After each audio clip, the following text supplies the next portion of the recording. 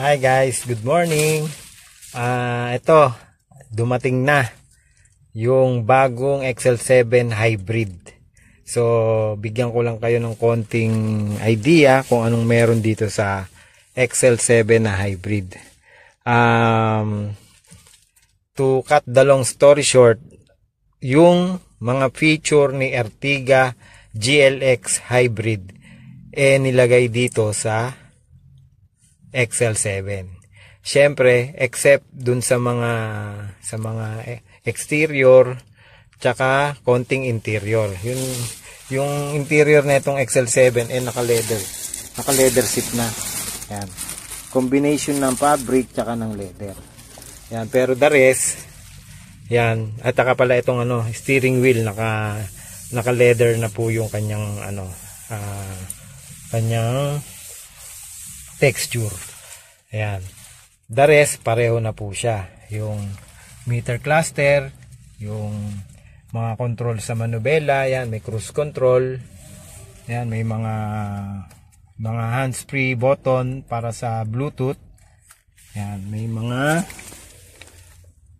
yan, meron din po siyang ESP, parking sensor, engine auto start stop.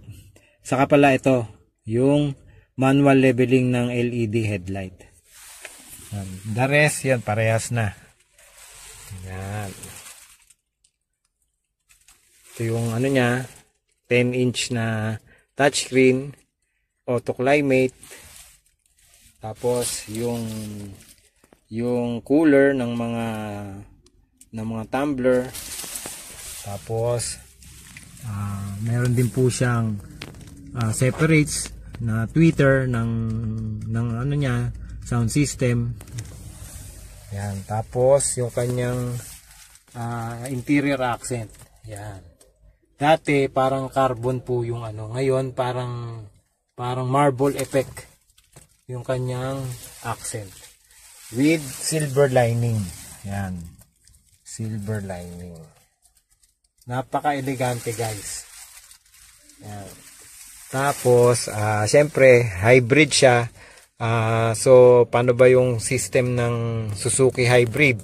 Pagka na traffic, patay ang makina. Tapos, gumagana yung mga electronic components niya. Like yung aircon, radio, ilaw. Yan, gumagana. So, anong resulta? Sobrang tipid sa gasolina. Yun ang mga benefits na makukuha mo sa isang Suzuki Hybrid na sasakyan. Talagang matipid, guys, kasi ako nakagamit nga ako ng manual na Ertiga na hybrid. Diyos ko, yung needle ng fuel tank hindi gumagana. Talagang naka-steady lang na gano'n, no.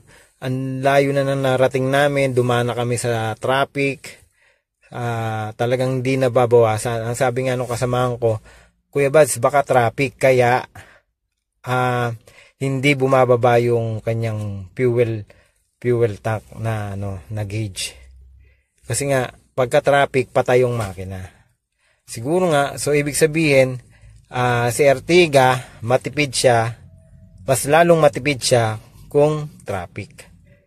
Yun, ganon. So guys, kung bibili kayo ng 7-seater, i-consider nyo itong Ertiga Hybrid. Ertiga Hybrid o kaya itong XL7 na talagang kumbaga sporty look na siya. Yan. So kung bibili po kayo ng 7-seater, wag nyo palampasin tong chance na makabili ng Suzuki XL7 Hybrid na napaka-pogi, napaka-gwapo. Yon. So, yun lang, guys. Nabigyan ko na kayo ng konting idea kung anong meron dito sa Suzuki XL7 Hybrid. Okay, guys? Bye-bye!